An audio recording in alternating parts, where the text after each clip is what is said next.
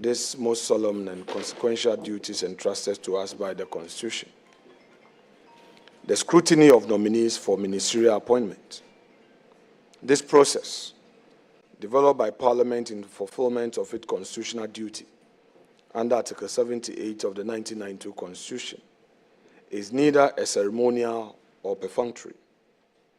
It is an essential pillar of our democracy, designed to ensure that those called to high office are not only qualified, but are also prepared to serve with integrity, vision, and an unwavering commitment to the national interest.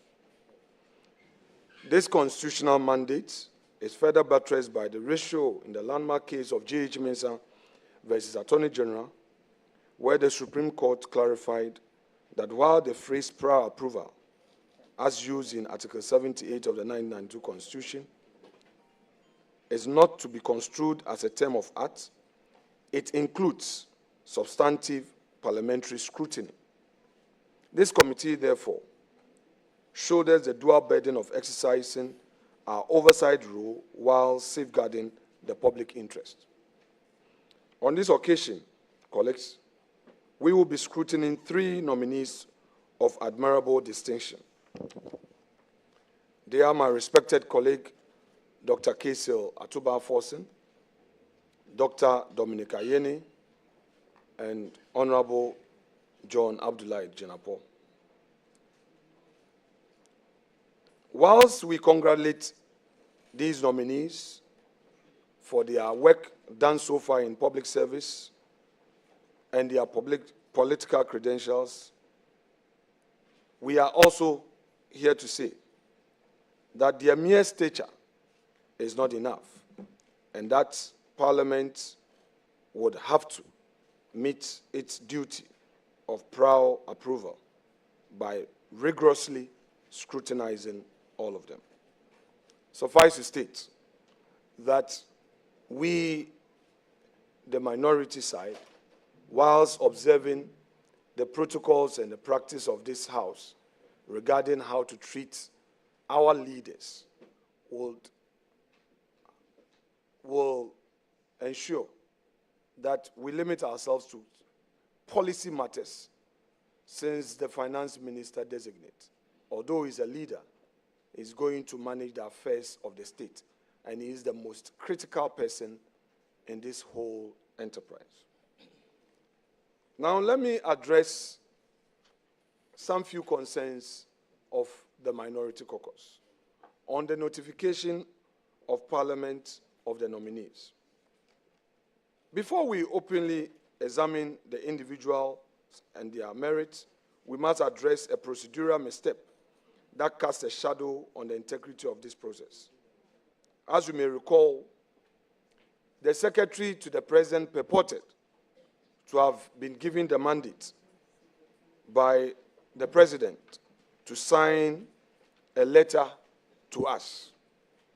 May I refer us to Order 65.1 of our rules, which provides that communication from the President to the House shall be to the Speaker in writing, signed by the President, or in the absence of the President, by the Vice President, or by a minister authorized by the President. So where from this letter from the Secretary to Parliament. So ab initio, President Mohammed's government has breached the standing orders of this House. He failed to write directly to Parliament. He got his secretary to write to us. And even so, that letter from the secretary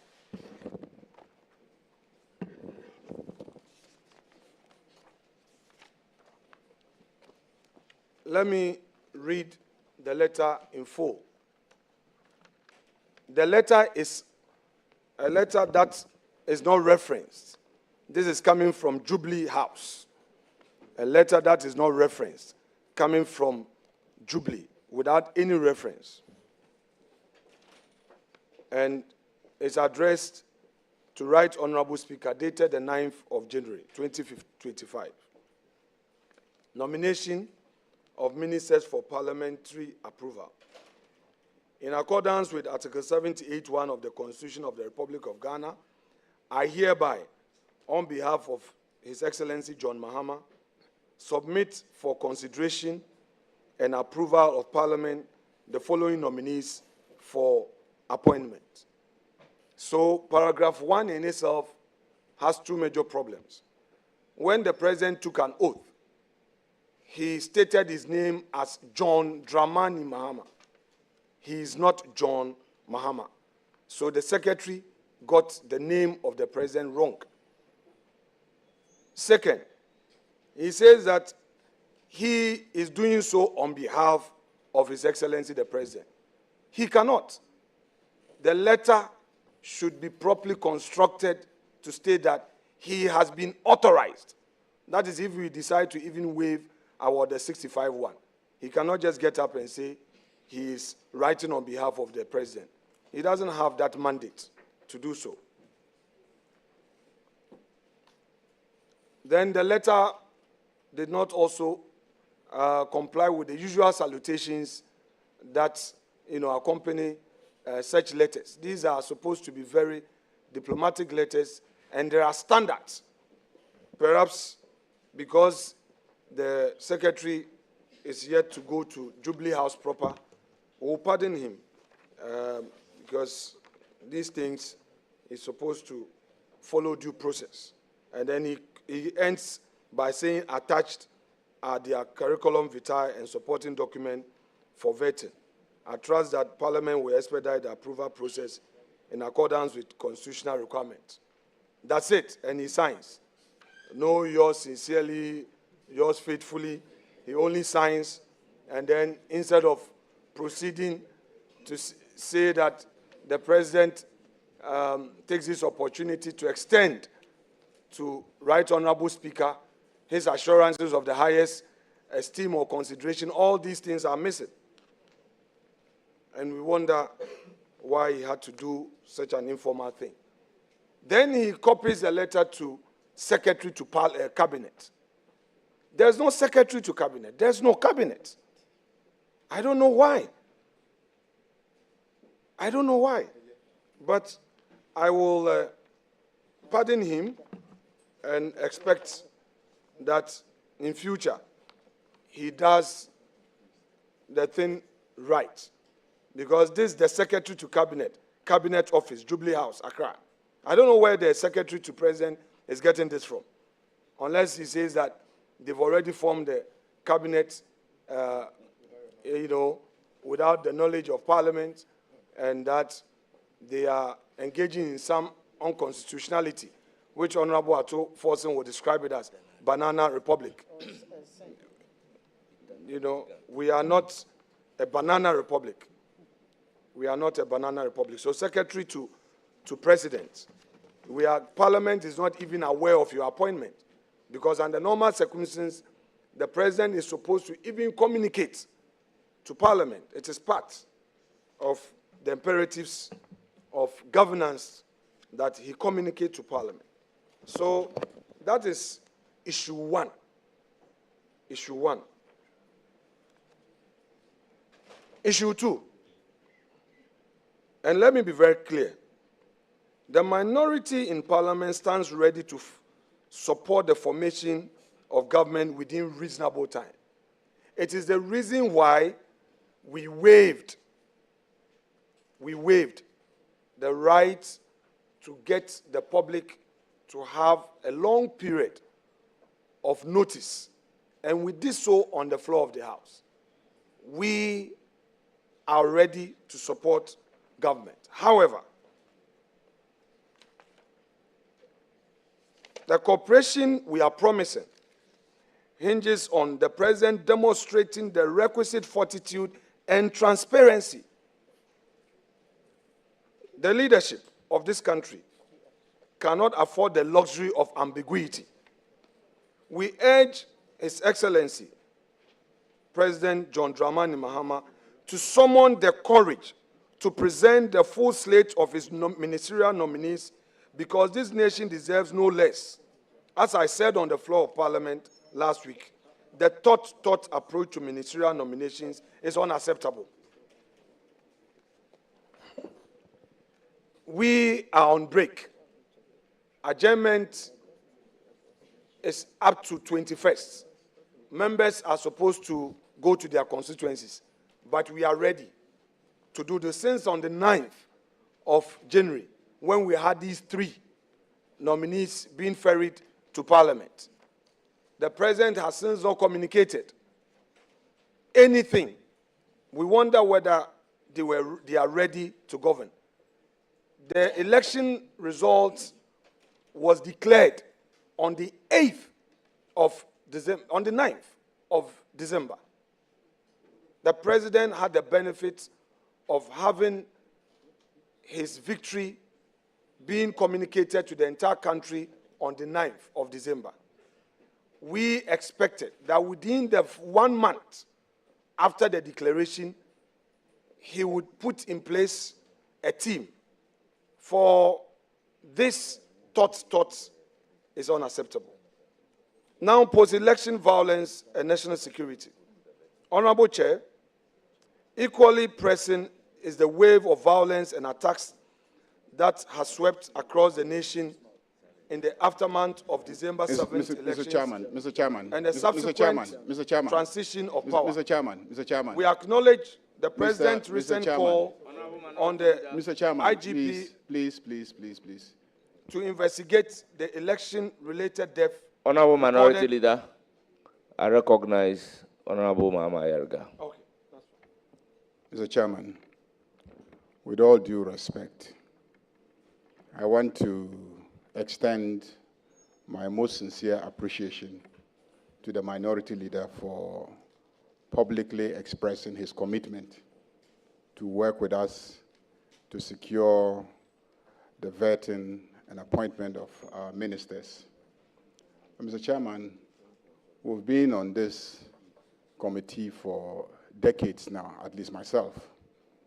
And for the Minority Leader to use this platform as a press conference to copiously try to denigrate the presidency and to sort of try to direct the presidency as to what to do, I think is not the best. For instance, you cannot be directing the president as to how and when he makes his nominations for ministerial appointment. The president did say that the cabinet will be formed within a short period upon coming into office. But you have decided that it should have been from the date of the declaration of results. I mean, that is not the promise that was made by the president. You can have your opinion on the matter, but please, you can express it outside at the press conference, but at this appointments committee meeting, this is the first day, and let's start it on a good note. And I dare say that not everything in our standing orders meet constitutional standards. Not everything in our standing orders meet constitutional standards. And the recent case where the Supreme Court struck down some provisions of our standing orders as being inconsistent with the Constitution should serve as a guide. So yes, you've drawn attention to our standing orders and the mode of communication and etc. We will take that on board. But I just want you to know that not everything in our standing orders meets constitutional standards. And as recently as last year, you are all here in this house when the Supreme Court said that some provisions of our standing orders were not consistent with the provisions of the Constitution. Otherwise, I want to again express our appreciation to you for publicly expressing your commitment to work with us to have a smooth processing of ministerial nominees. Thank you very much, Honorable Ayerga.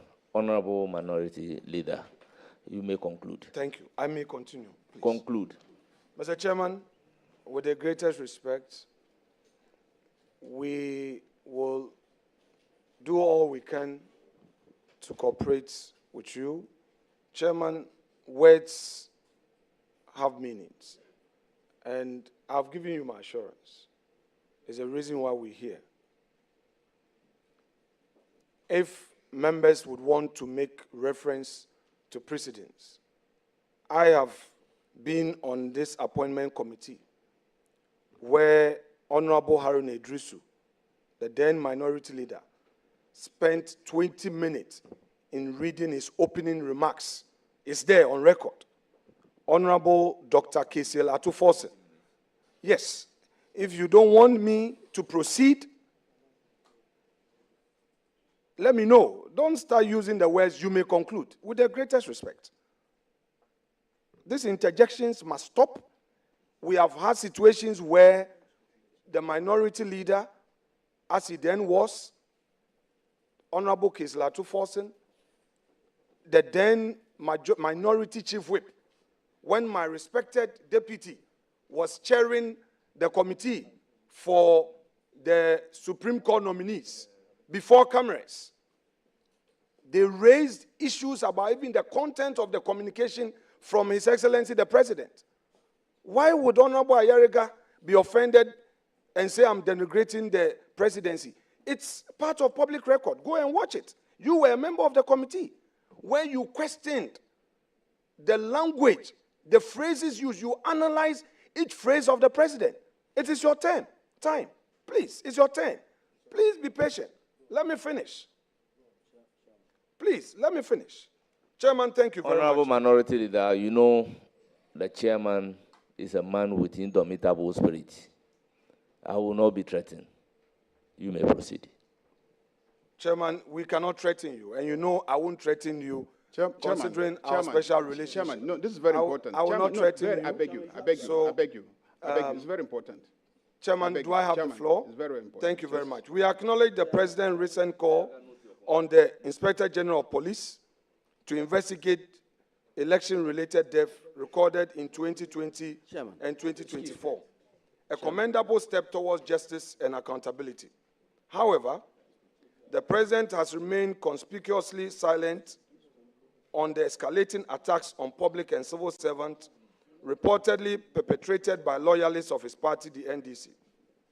These attacks, ostensibly to protect state assets, have reportedly targeted innocent citizens, including judicial officers, causing significant damage to private and public property. A deafening presidential silence in such troubling moments risks being construed as tacit endorsement of criminality. We make this point well aware of his earlier call for calm when he was president-elect. The concerns raised by the Civil and Local Government Staff Association of Ghana, CLOSA, regarding these attacks cannot be ignored, nor can we overlook the apparent failure of the police to suppress the situation and prosecute offenders. Indeed, the President's 5-member Internal Security Committee has thus far proven either incapable or unwilling to subdue this wave of lawlessness. Let it be clear, these acts of violence are an affront to the rule of law and must be addressed with urgency. Another form of violence that demands immediate and thorough investigation involved the verbal and physical attacks suffered by Electoral Commission officials at the hands of some NDC loyalists, including members of parliament, claiming to protect the ballot. These individuals brazenly obstructed and assaulted election officers who were simply carrying out their lawful duties as returning or presiding officers. Such actions were not only unlawful, but represented a blatant disregard for election-related laws and protocols, undermining the sanctity of our democratic process. Per Section 40 of Representation of the People's Act, there is an unequivocal position in the law.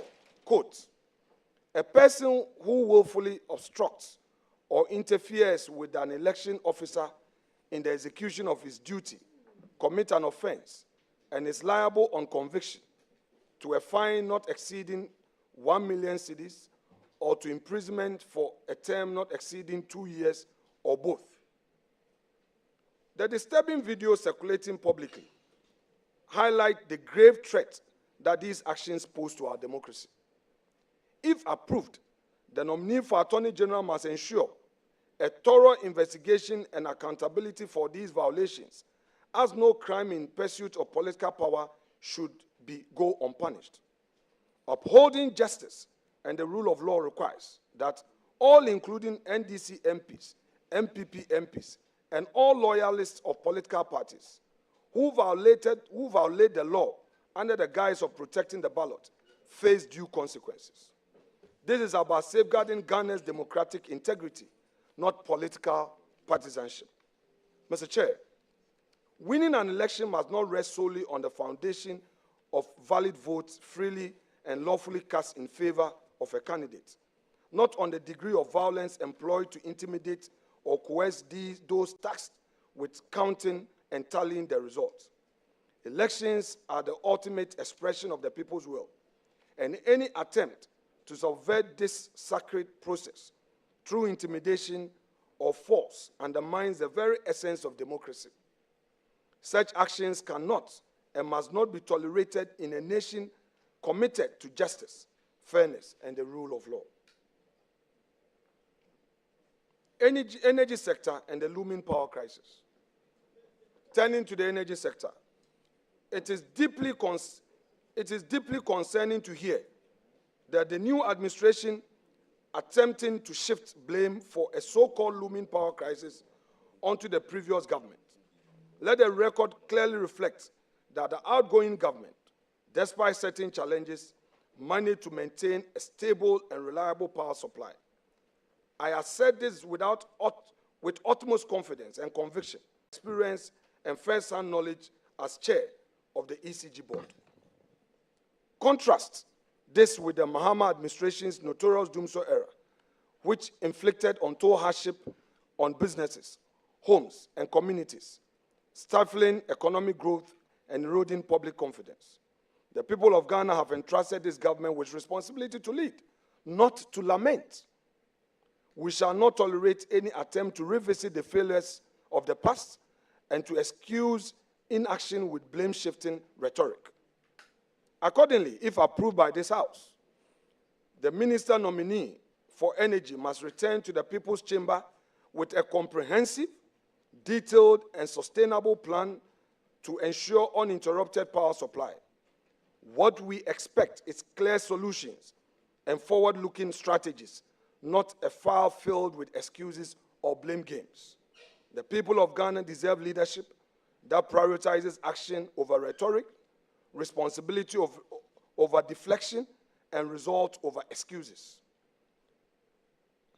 Another matter requiring urgent attention is the evolving language around campaign promises. The NDC and President Mahama campaigned on a commitment to scrap certain taxes deemed detrimental to the economy. These taxes include the so-called e-levy and the betting tax. Yet we are now hearing what appears to be a shift in tone from scrap to rationalize. Chairman, this is unacceptable. Campaign promises are not conditional. They are commitments that form the foundation of a social contract between leaders and the electorate. To appear to alter that commitment after assuming office is to betray the trust of the people. Let it be known to this House, particularly the minority side, will hold the government accountable to its promises. If the people were promised the abolition of burdensome taxes, that promise must be fulfilled without equivocation or delay. Accordingly, if approved, nominee for finance must be prepared to take decisive and concrete steps to present Parliament with a comprehensive and actionable plan for removal of the said taxes without delay.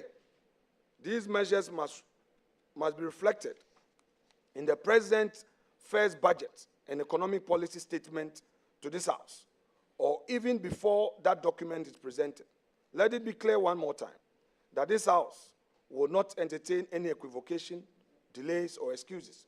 Promises made to the people must be honored fully and without hesitation. Now we go to the role of public participation. As we embark on this journey, Ghanaian public is being encouraged to fully participate get involved, say something, and do something. Appointment committee only serves as a conduit for the collective wisdom and vigilance of the citizenry. We urge members of the public, once again, to come forward with memos and any pertinent information regarding the nominees in the public interest. Concluding, Chairman, members, parliamentary press corps, and fellow citizens, the task before us demands clarity of purpose, intellectual rigor, and an unbending commitment to the principles of good governance. And as we begin this vetting process, let us remember that we do not as representatives of the political parties, but as custodians of the public trust. Let us approach this sacred duty with diligence, integrity, and resolve to ensure that only those who meet the highest standards of competence and character are entrusted with the reins of our nation's governance. May our deliberations be guided by wisdom, fairness, and an unshakable commitment to the good of Ghana. Thank you very much indeed, colleagues.